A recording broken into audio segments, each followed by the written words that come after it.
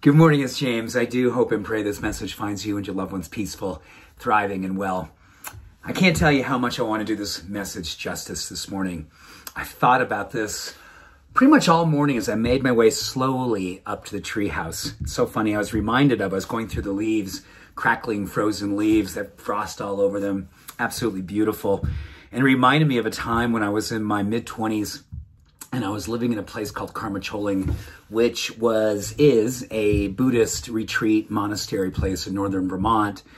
And my teacher of meditation noticed me struggling with sitting still, right? Like 30 years ago, I don't struggle anymore. This is just me. I just call it energy and motion. That's just me.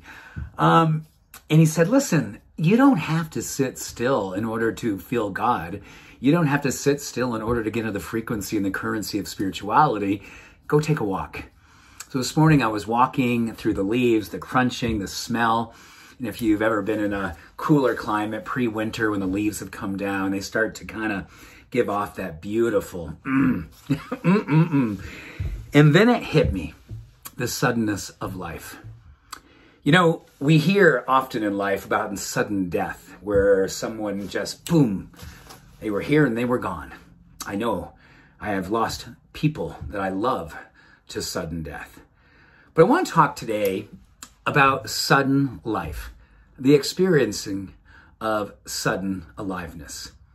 When all of a sudden you have this aha moment, all of a sudden you look at someone, you look at yourself, you see something in nature or just something that one time just wasn't common anymore. It wasn't ordinary. It all of a sudden became extraordinary. And then the suddenness of life overwhelmed you. The beauty, the blessing, the gratitude of being alive. I want to encourage you to step into a scientific experiment that was done by the University of Georgia a few years ago that just blew me away. It was a study on sudden enlightenment. Now, let's get really clear that enlightenment isn't something that, in my opinion, and there's a lot of people who would say, that's so true. A lot of spiritual teachers will talk about enlightenment in this way. We get glimpses. Every now and then, there's a glimpse. There's this, there's this, you know, right? This sense of mystical awesomeness that just overwhelms you and overcomes you and just makes you feel this sense of sudden aliveness. And one of the great challenges of enlightenment is that it is just that. It is fleeting always. We'll have moments. We may have minutes. We may have afternoons. But seldom does it go on for days. That is not a bad thing. I'm a huge believer that the suddenness of aliveness and creating moments of enlightenment is part of the spiritual loveliness of life. And the University of Georgia talked about how we can neurochemically program our mind to connect with our entire being to give us sudden aliveness or enlightenment.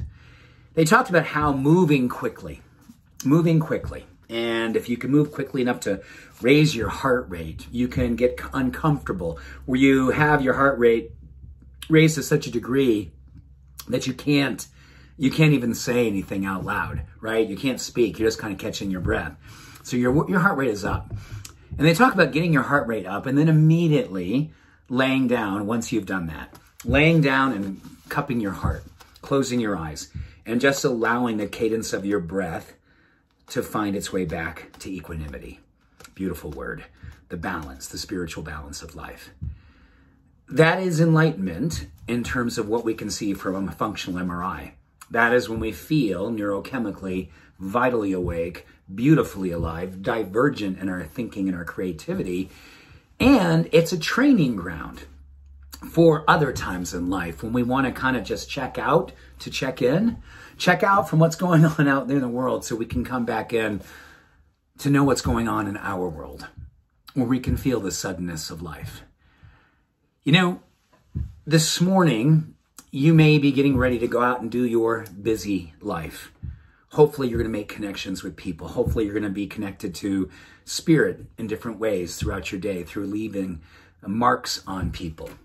Leaving marks on people.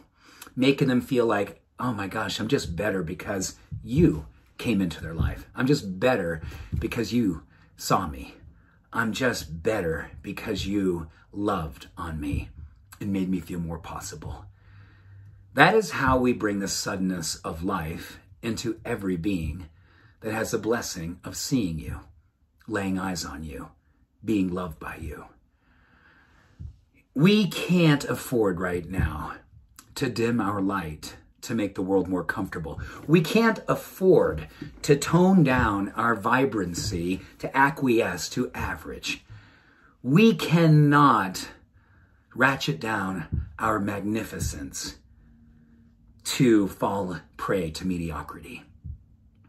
There's plenty of that going on in the world right now. So your suddenness of life and your life right now is up for grabs. Make no mistake about it. Your life is up for grabs. Every moment, every day that you are here.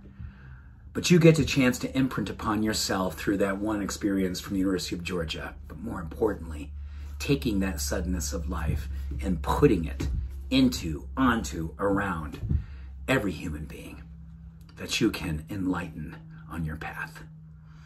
Thank you for doing the work that you do. Thank you for being courageous. Thank you for being alive and awake and open to doing exactly what you came here to do.